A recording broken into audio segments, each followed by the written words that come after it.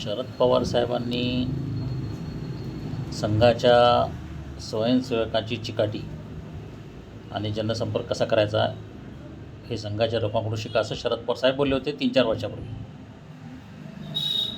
आता संघाला 100 वर्ष झालीत म्हणून अनेक लोक हे पोस्ट टाकत आहेत.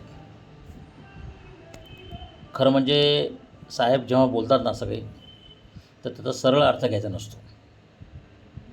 आता एक नितीन शेळके म्हणून फेसबुकवर फ्रेंड आहेत माझे, त्यांनी सांगितलं की संघाचा अंधविरोध करणाऱ्या गुलामांनी आपल्या मालकाचे वक्तव्य आठवावे असं त्यांनी टाकलं आहे.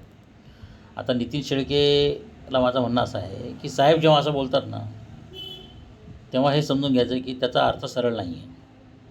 पहिली गोष्ट म्हणजे संघाने शरद पवारांकडून शिकलं पाहिजे नेटवर्क कसं उभं करायचं.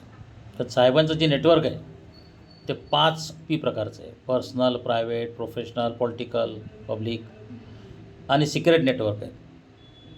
खरं म्हणजे हायकोर्टापासून तर मीडियापर्यंत, अंडरवर्ल्डपासून तर पोलिसांपर्यंत, प्रशासनापासून तर शेतकऱ्यांपर्यंत जेवढं नेटवर्क साहेबांचं आहे तेवढं संघाला अजून बनवायला 100 वर्ष लागतील. समजलं ना.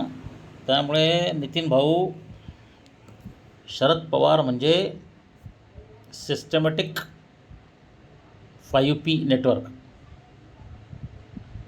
शरद पवारच्या समोर संघ काहीच नाही आहे. संघाचे लोक भोळे बाबडे आहेत. वार लावून जेवतात, प्रचारक म्हणून काम करतात. त्यांना काही बिझनेस कळत नाही संघाच्या लोकांना. राबतात आणि भाजपच्या लोकांना निवडून देतात आणि भाजपचे लोक मजा करतात. खरं नेटवर्क जे बनवलं आहे ते साहेबांनी बनवलं आहे. कोणाला आत टाकायचा, कोणाला बाहेर काढायचा, कोणाला बेल द्यायची, कोणाला पॉलिसी द्यायची, कोणाचा गेम करायचा, सामाजिक संतुलन कसं करायचं, 2 जातीमध्ये लावून परत त्यांना कसं दुरुस्तीला आणायचं, कोणत्या कारखान्यात आपले लोक न्यायचे, परत त्यांना बाहेर आणायचं.